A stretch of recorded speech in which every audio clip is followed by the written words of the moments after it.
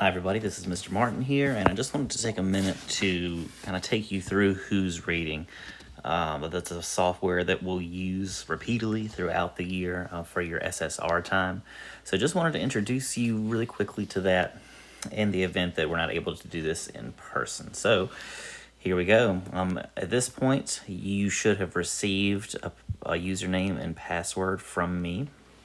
That's going to be your entryway to the website. Usually your username is going to be some version of your actual name, maybe with a number involved. And typically, Who's Reading, when it generates your passwords, it's going to be some type of fruit or vegetable, maybe sort of a play on words with a fruit or vegetable name, and then possibly a number as well.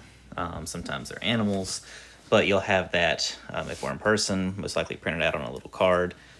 But you'll have access to that at any time. And if you need me to retrieve that password again for you, of course I can get that for you as well. Feel free to shoot me an email.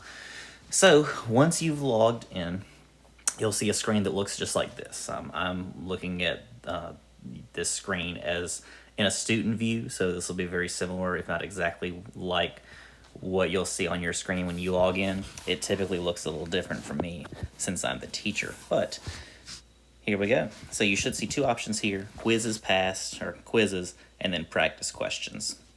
Typically, every time that we do SSR, or that you're instructed to do SSR, you'll be responsible for choosing one practice question per day. Now, this is a little bit different, and we think a little bit better than what you've done in middle school typically. Instead of having that sheet with a reading log on it, with some predetermined questions that the teacher chooses, here you get to choose your own question based on your book. We'll get to that in just a minute. So one practice question per day is typically the expectation of you as you read. So if we do SSR twice a week, you do 2 questions per week, just once per reading. And then at some point throughout the semester, in the fall, you want to take one quiz. So hopefully you finish one actual long, like 9th grade level book, and you're able to take a quiz on that. But first, let's start off with practice questions. I'm going to click Answer Question right here.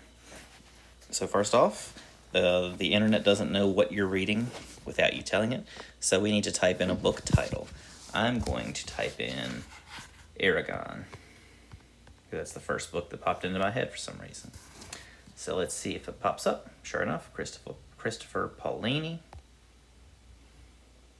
And you're going to get a little tutorial from this owl named Alfonso. Do you like that? Alfonso will pop in here and there, interject with some details, some tutorials every once in a while. Just hear him out, read what he has to say, respond. For example, he says, "Hi Seth, before you write, I have some tips." Oh, what tips?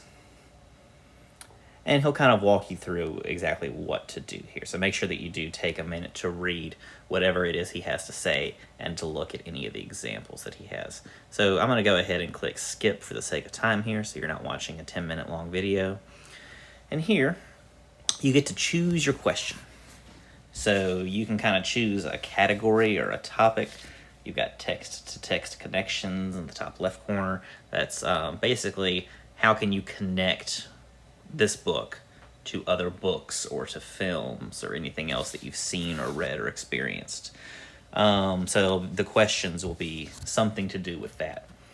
You've got developments and interactions, medias and formats, and inferences. And if you're not quite sure what those mean just off the top of your head, again, you have a little description underneath each category or each topic to kind of guide you to where you might want to go. I'm going to click on inferences. So here you have a question. Imagine you were a hotshot lawyer that was hired to make a case against the main character or person in this text. Find a quote from the text that you think could be used against them and explain why. So basically here, it's asking you to imagine something. Find a quote or something that someone says in the book that you think could be used against them in a court case. So it's just kind of asking you to be a little imaginative and to think about what you're reading. So you would answer that question to the best of your ability, and then you would go on. By the way, if you don't like this question, or you decide that you might want to go a different way, you can always choose a different one too. You can hit back to questions, And we don't have an inference one anymore. We've got something different here, key ideas. And you have a different question there. So you have a little bit of choice. Again, you're just responsible for answering one question fully. So yeah, that's definitely a lot better, I think, than just having one question that you don't get any say over. So a little choice there definitely helps me to stay interested for sure. I'm going to go back to questions.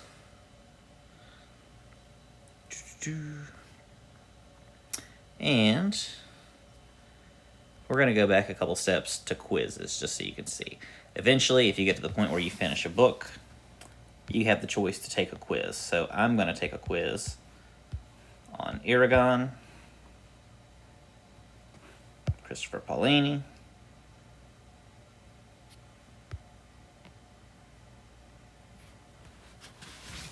and I think that my internet's just being really slow because it's not very good internet. Here we go. Chapter book is fiction. The genre of this chapter book is fantasy because, you know, it's got dragons and whatnot. Cool. And so here you just kind of get to play around a little bit. Eragon finds a dragon blank in the spine. Ooh, if you haven't read this book, you probably have no idea what the answer is there. Hopefully the idea is that you have read this book if you're taking a quiz on it, so you would be able to answer that accurately. So, once you've passed that quiz, you would let me or Mrs. Atkins know, and we'll record that in our grade book. So, that is about all that you need to know for Who's Reading. Again, something else to know too, something cool before I forget. You have at the top there where it says shop with the pink Alfonso, you get your own little owly character that as you read, you unlock points for. So the more you read, the more points you get, and the more cool stuff you can buy to dress up your Alfonso, your character. You can make it look your own way. I think it's pretty cool. A lot of our students in the past have really liked Alfonso as well. You can even get Alfonso a little house.